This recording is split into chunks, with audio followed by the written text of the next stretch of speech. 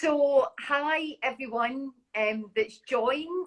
I'm Jo Chidley, the co-founder of Beauty Kitchen, and we're joined here by Audrey from the wonderful Yala Jewellery, which I wish I'd thought about putting. I did get some for Christmas, and I should put it on. I promise I will do that the next time, but we'll get into that. And then obviously the backdrop is around B Corp month. And, you know, when Audrey and I first met, it was at the Sustainable Living Awards, which is 18 months ago, maybe now. It seems like a lifetime ago. It really does, doesn't it? And, you know, we found out there, alongside some other companies, that we were both B Corps, and we've supported each other's journey in that time. And it just seemed like the perfect timing, with March being B Corp month, for us to catch up and maybe just talk about, you know, our businesses and B Corp in general on this Instagram Live. Perfect. Sounds good. So, Audrey, tell us a little bit about you. I'll keep that obviously within the context of this conversation. So as Jo kindly introduced me, I'm the founder of Yala Jewellery, which is ethically and sustainably made in Kenya by artisans working in the informal sector. For those who don't know, that basically means that they have, in Swahili, it's called jua kali. But what that basically means is they don't necessarily have formal training. They don't have a very slick, fancy workshop. They don't necessarily have, you know, even fancy machinery. They kind of have made their living by doing what they can with what they have, which is actually perfect for the ethos of what I'm trying to do as well, which is use recycled materials and have as little impact as possible on the environment. So that you know, using things that are either recycled already or can be recycled, or indeed natural materials like horn and, you know, dead stock leather and, you know, various other things. Yeah, and the thing is, what I find really remarkable, not just about what you guys are doing, but the artisans that are making stuff, they're actually at the forefront of the circular economy. And they probably don't even, you know, they don't even know that, because we've made up that term here, because the circular economy just happens because they know they reuse whatever they have all of the time. Mm-hmm. Whereas in our society, particularly in the UK, we've kind of fallen out of love with reuse, you know, mm-hmm. and that, as you know, reuse is a big part of what we do here at Beauty Kitchen. And, you know, I just want to find ways for people to fall back in love with it. And that's what I love about, you know, Yala Jewellery, not just the stories and the people that make them, but how you have bridged that gap, you know, between what they're doing and, you know, getting people in the UK to fall back in love again with reuse. It's just such a lovely story. Yeah, I think the idea is to not necessarily lead with that, but more for people to see a pair of earrings that they like, receive them, and only realize after the fact that, oh my God, you know, these are recycled, or these have got some upcycled material in them, or whatever it might be. Because I think there is a certain type of buyer who doesn't necessarily care about what the things are made of. If it's pretty, I'll buy it. But then there are others who care deeply about that. So they will research a company to death before even thinking about buying anything. But in terms of the artisans, and like you said about bridging the gap, all credit to them, because I started off with some sketches and pictures on my laptop, and it was actually them who told me, we can't make that because we don't have access to that, and we won't make that because whatever. Yep. And so it was more of a compromise, if you like. And then of course, as time went on, I realized that actually this is definitely the better way to do things. But they absolutely led me in terms of saying, here's how we do things, here's what we can do for you, and here's what we need from you to be able to do that. Yeah. And the other thing is the confidence that takes for them to be able to say that, the trust that also takes for them to be that honest and open. And again, that comes down to doing things more sustainably, is that collaboration that has to come out. You have to work with each other, and you can't see sustainability as being a competitive advantage. You have to find ways of working together with what you've currently got. Absolutely. But that comes something really innovative and unique. And that's what I'm fascinated by sustainability. And obviously sustainability is a B Corp pillar. It's not the only thing about B Corp, but it's definitely a pillar that is becoming stronger within their certification. So I suppose the question that I've got for both of us to pose to you is, why did you decide to become a B Corp?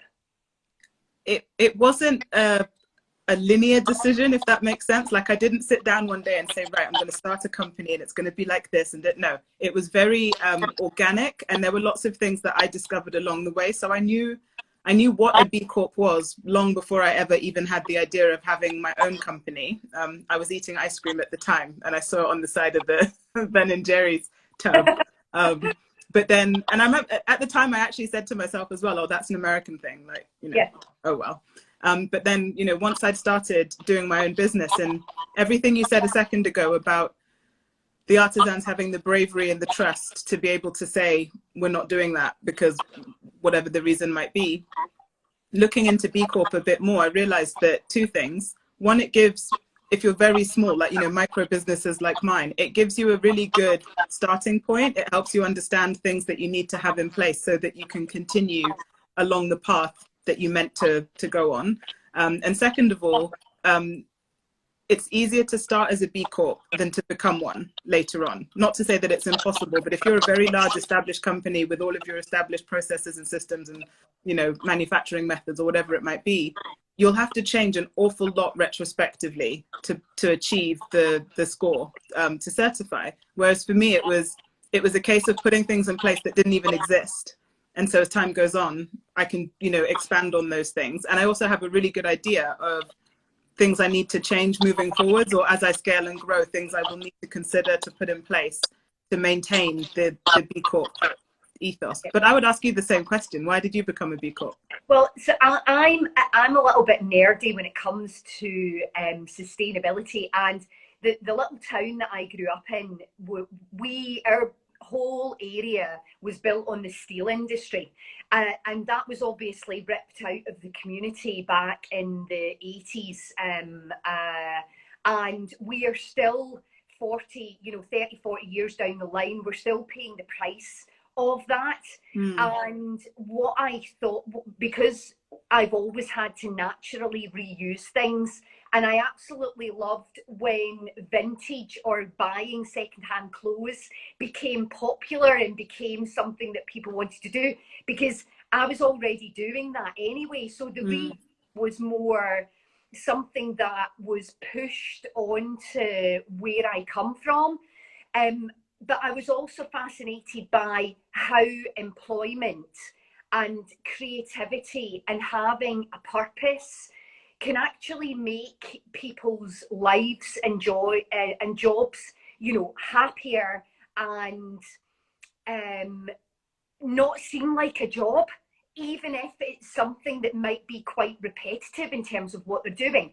And I kind of thought with Beauty Kitchen, we kind of already had the B Corp principles. And again, that's one of the things I love about the certification is you don't need to be certified to get on the journey. There's so much available information, and I work quite well in a framework. So if somebody, as long as I've got places to move within that framework, because I don't like being constricted, but I like people to say, well, here's a pattern, and doing this will give you this, this, and this. Yeah. So anything that's kind of goal orientated, I've always been quite sporty and into sports, so there's always a goal in mind and progress. So when we set up Beauty Kitchen, we didn't become certified immediately, but we again, like yourself, we knew it would be easier to do it from the beginning. Fortunately, being in the UK and being in Scotland, when you have a lot of things that you take for granted, so things like the NHS, things like even if it's minimum wage, it's still, you know, a minimum wage, even though B Corps don't, you know, necessarily do that. But there's certain regulations that are already in place that actually give you points towards your certification just because of the luxury of where you live. Mm-hmm. So I think, especially in the UK, we are fortunate that being part of Europe, even if we're not anymore, we still are.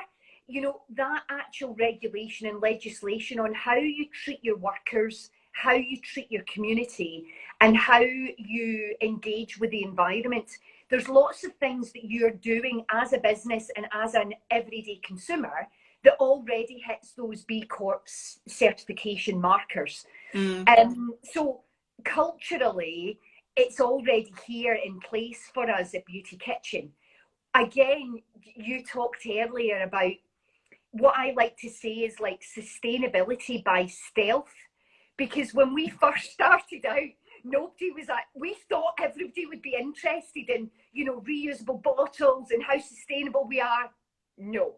So we had to go down the traditional beauty route of these products work, they're effective, you know, the efficacy, the naturalness, you know, some of our ingredients are organic, whatever that is, because that's what consumers at the time wanted to hear.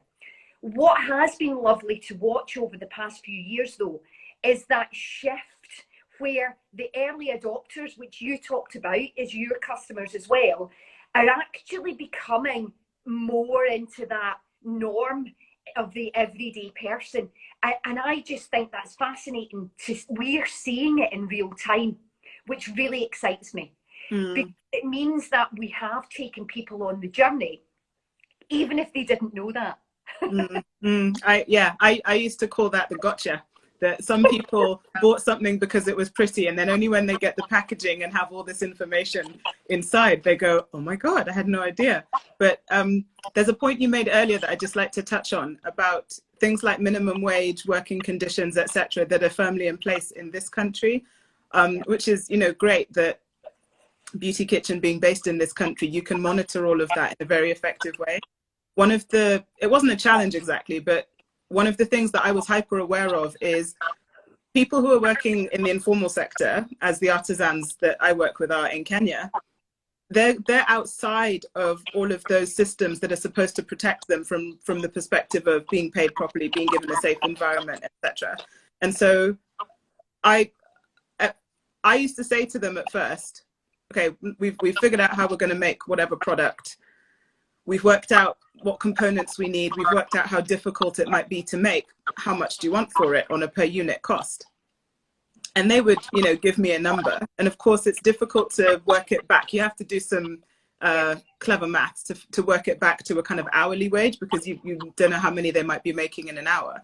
But once they would have told me that unit cost, I didn't negotiate. And it's only much, much, much later, so 3 years later, that they've actually started to be a bit more forthcoming about what that means for them, because they were telling me with hindsight, you know, when we told you the number, we were fully expecting you to start haggling. And I said, why would I do that?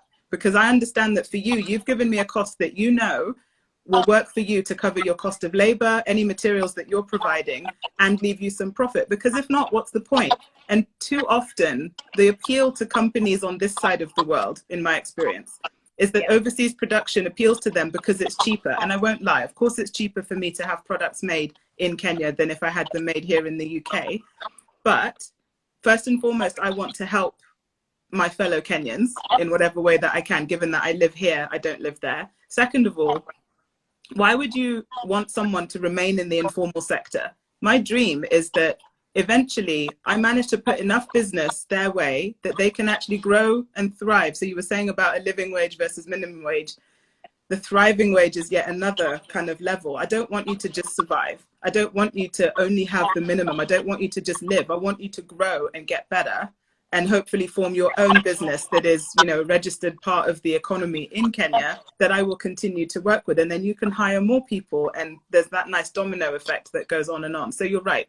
The UK are very lucky to have things like the NHS and all of those different protections. But one of my sort of laser focused things is that there are certain things I will not compromise on, and one of them is how the artisans are paid. I couldn't, it wouldn't make sense. If a day came when I wasn't able to continue doing things that way with them, I might as well quit, because what's the point after that? Well, and this is the thing. So a lot of the times when people think of sustainability, they immediately go to the environment. Yeah. Yeah. And again, you know, coming back to B Corp, social fairness is a big pillar in there, as well as cradle to cradle. Sustainability is not just about the environment. It's multi-attribute. It's about the human element of that. And what does that mean in the UK? But what does that mean in Kenya or anywhere else in the world? And how do we understand that? And this is the other thing with sustainability, is it's a very complex challenging problem, because it is multi-attribute. But the benefits that you get from having that laser focus and definitely making a difference is phenomenal. Because if you can do it, and I can do it with small, fast-growing businesses, we can then, and this is what's interesting, we can then demonstrate to much larger businesses what is truly possible. And that's where, you know, for me, that is where the big impact is. Because if we take a large business, like, so one of the businesses we are working with at the moment is Unilever. If we get them to change the way that they do things, and they do it in a much more B Corp centric way, then that can only be a much bigger impact than Beauty Kitchen could ever do, or that we could do quickly. And that's what I love about the entrepreneurialism and the community side of B Corp, because it doesn't matter whether you're a Danone or an Innocent Smoothie or the Body Shop, you know, a really large organisation, or you are Yala Jewellery and Beauty Kitchen. We are all thinkers in that community that all have a voice.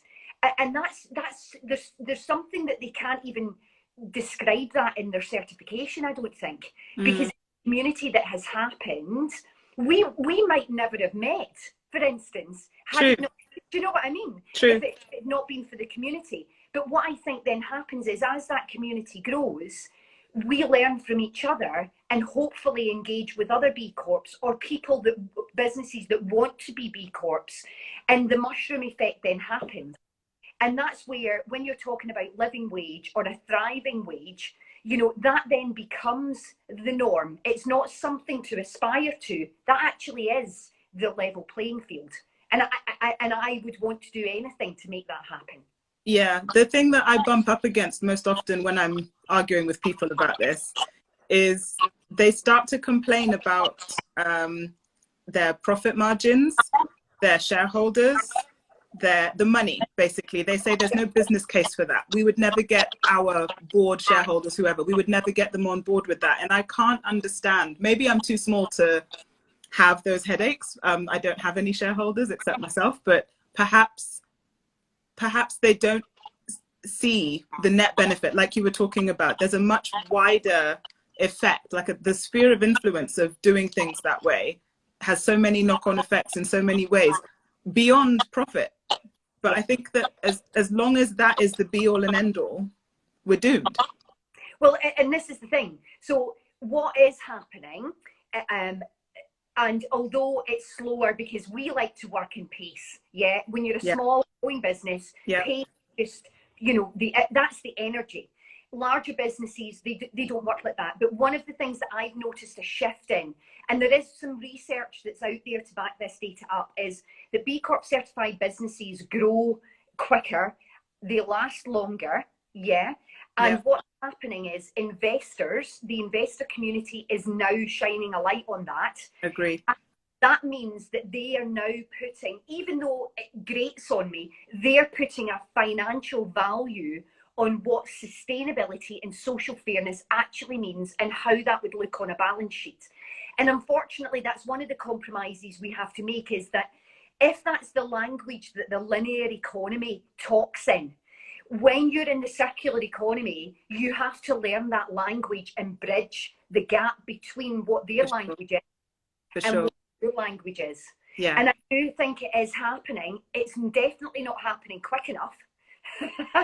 But it's definitely, without a doubt, we know the data is out there. And actually, I think there was some stats that came out from B Lab very recently about the investor community and the number of investors That's right. that are looking to invest in businesses that are B Corp certified, because they know that that's the future. Mm-hmm, mm-hmm. But it is frustrating, because when you always look through one attribute, one single lens, as in your profit margin, you will never be able to change all of the other things, because it doesn't stack up. And the other thing with profit is that generally larger businesses are looking at things through short-term profit. And we know that anything sustainable, whether that is environmental or social fairness or otherwise, it's a long-term investment. Yeah. It's not something that happens within a 12-month period. Agree. Yeah.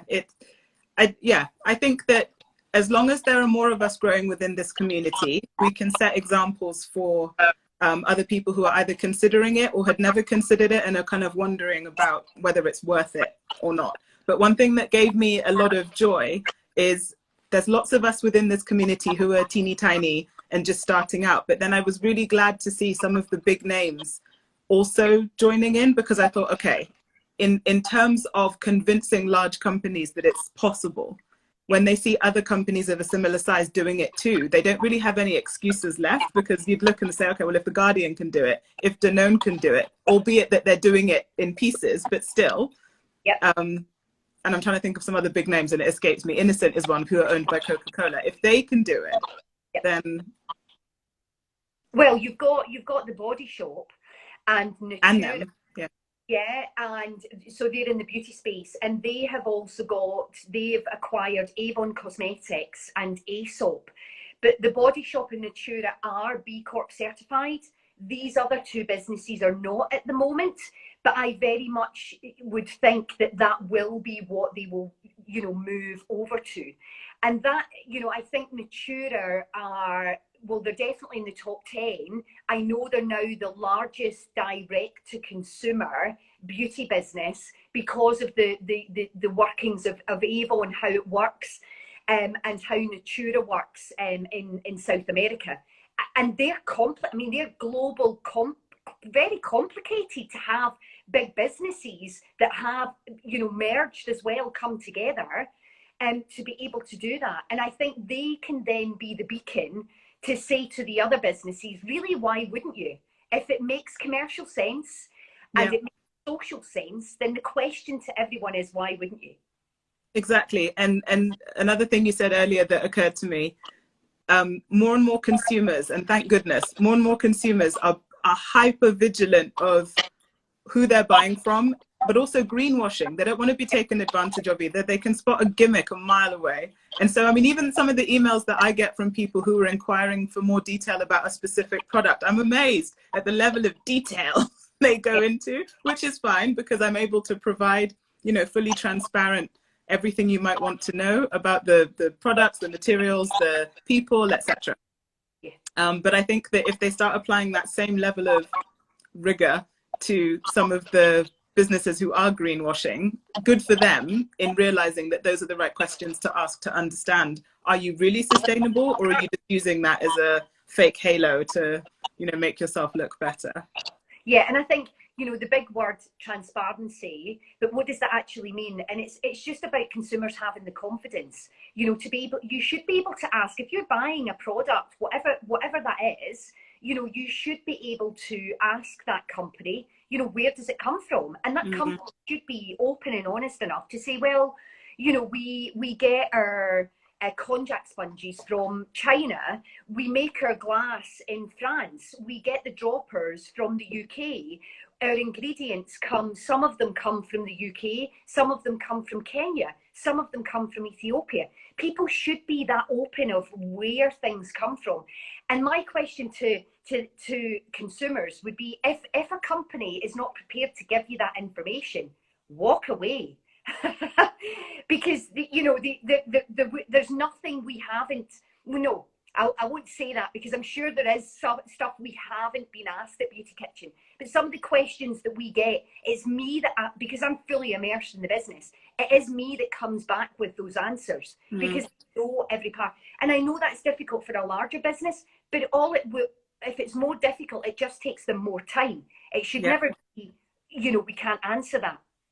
But also, isn't it also a case of, okay, you as a huge, giant, multinational corporation, fine. You might not, whoever's handling your social media or email might not know the answer. But if you can't find the answer, you have a problem in your supply chain, don't you?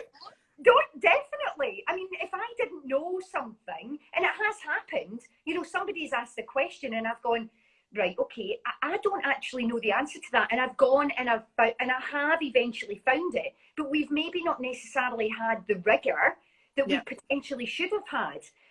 And I think one of the questions it was with regards to our konjac sponges that we do source from China. And the person was actually asking, with regards to workers' rights. And what we didn't realise that the factory that we use there actually does have an independent, which is a recognised auditor of workers' rights. And I didn't actually realise that we had needed to have that in place as part of our B Corp certification. Do you know what I mean? But it was just, and I'm glad I now know that, because if anybody asks me that question again, I know exactly where that paperwork is, and I know that audit has to happen. The interesting thing about that audit is, I think it goes through about 60 different things, and there was 20 things that they didn't score a green on. There was 10 things that they scored a red on, but actually we have now watched the progress of that factory to help support them moving those red, amber to green. And that's another thing about the B Corp cert, I suppose, is that it gives you a kind of scoring system of telling you what you're really good at, telling you where you have gaps and what you're not so good at, so that you've got then something to progress and work towards. Exactly. There's no such thing as a perfect B Corp. I don't know if there's anyone who's scored the highest possible score. Well, I think there is. I don't think anybody has scored the 200, but I did hear, and it feels like a rumour now, so I'm going to have to find it out. And I'll get back to you, but there is a social enterprise that scores in the 190s, like is very, very close. I think it's a cooperative. Do you know what I mean? It's all those boxes that is as close to perfection as you possibly can get. And what I can do is I can probably get that on here. I was just looking at in terms of our Instagram, because I did read about it, and it's probably in the handbook.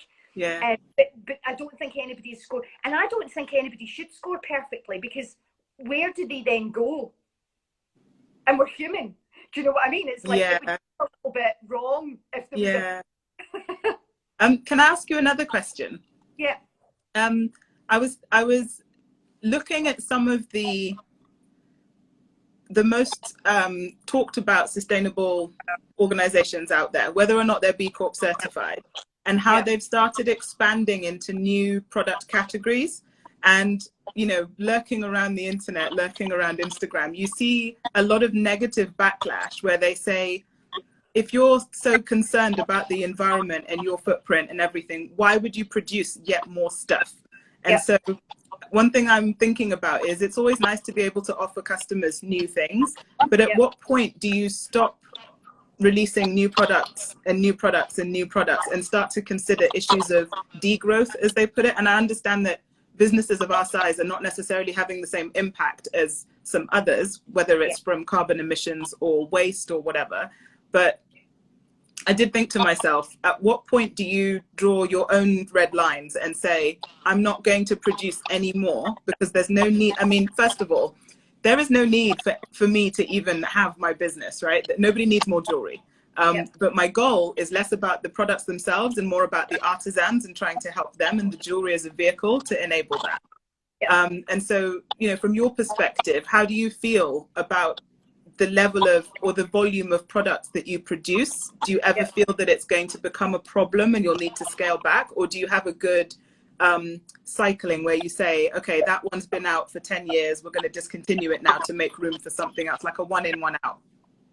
And think NPD has been a driver of consumerism, but I think the tide is turning and people are now looking at what innovations can you do with your current range of products. And that's where we are, 75% of our products are going to be cradle to cradle certified very soon. And what that means is that everything is either reused or it's in a renewable resource. So we know that you have to wash your hands. You know, there's certain things that you will always have to do, and you have to be able to manage that. And when it comes to being a consumer, unfortunately, human beings like to trade. They like to work, they like to have money, and they like to buy stuff with it.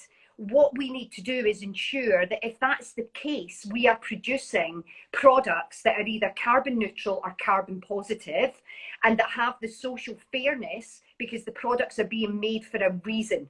They're not being made for a reason just to flood the market. They're being made for a reason so that they produce employment for the human beings that live on this planet.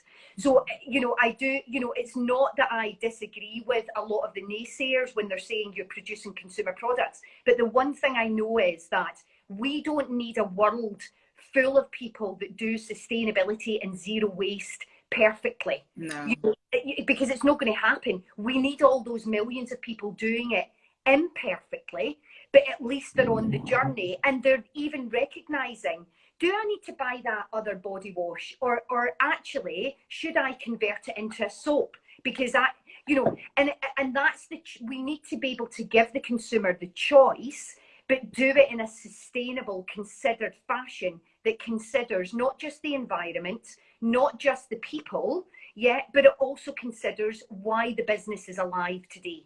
And how you're here. You're right. Do people need more jewellery? No. But do people need more of your jewellery? Yes. You know, and at some point when you're big enough, there should be a reuse. You know, people should be able to return their products to you, be made into other things. That's for me is what it is. And that then keeps the innovation, because jewellery is on to fashion. And it does have its trends, and it's like beauty as well. It does have its trends. So as long as we're having that reuse circular model in there, it means that we can manage any of the other issues that come out of it. Or that's how. Yeah, it's funny. I do have a reclamation program, but no one's taken me up on it yet. And I think I need to surface it better on the website. But you know, obviously, we would hope that anyone who bought anything kept it. But the way, I mean, like these earrings, for example, most of the things we make are quite modular in their design, so that as much as they can be made, they can be unmade. And so if for whatever reason there was a particular product that didn't sell, or there was too much of it or whatever, the beauty is that you can send it back to Kenya, although that of course creates unnecessary carbon miles, but I suppose we're off anyway, and it can all be melted back down. So you're talking about there, it's not that you create a solution, but within the solution you always create other issues that you need to deal with. But it's about creating that innovative solution to begin with, and then work it. And that's what I love about being human, is that we love to solve problems. And sometimes we make problems just to solve them, you know. But if we can get things that are more circular, we can then deal with what comes out of that. What we can't deal with is make waste. Absolutely. It's out of date, it's redundant, and it's gone. Yeah, that's so true. So true. But I think we've come to the I can't believe that's disappeared. It's half hour. I do apologize if you hear background noise. There's a giant truck outside taking down scaffolding, making loads of noise. We can't hear it. Well, I can't. Oh, good. Yeah, good. Do you have any last words of wisdom about B Corp? For B Corp money? I think everyone should do it. I won't lie and say it's easy. It's not. It's hard, as you know. It's hard. But what I love about it is, and the way you described it earlier, I think of it like a force field. Once you've decided you're going to do things a certain way, you will bump up against the force field every now and again, and you'll say, nope, not doing that. It's not within my ethos. It's not within all of the things that you've agreed to in terms of, I'm going to do things the B Corp way, I think everyone should do it. And I think that for all the people who are terrified, as I was when you first look at that impact assessment, there is lots and lots of help. And they are not the sustainability police. You know, they have an interest in helping you achieve certification. They want to make it so that more people can, obviously within the confines of what it is you need to achieve in order to qualify. And the community is brilliant. You know, as we're doing now, I'm doing another live next week with T-Pigs and various other B Corps that you can all do different types of collaborations and, you know, just support each other in all sorts of ways. And that's what I love about it. Yeah. I mean, I don't know if this is an old strap line, but it's the one that sticks in my head. It's business as a force for good. Yeah. And it's whatever business you're in, you decide, you know, what that force for good is. And having that laser focus, as you said earlier, depends on where you are in your business, whether you're a startup, a scale up, or a multinational. So yeah, no, that has been lovely. I don't know if there's any questions, because I think this is only my second or third Instagram live. And they only bring me out, you know, no, I'm joking. So I think if there is any questions or comments that come up, we will get back and answer them, guys. And again, you know, there is any questions you have for myself or Audrey, you know, get them on there and we will come back to you. We promise. Promise. Lovely. Have a great day. And you, Jo. Thank you so much.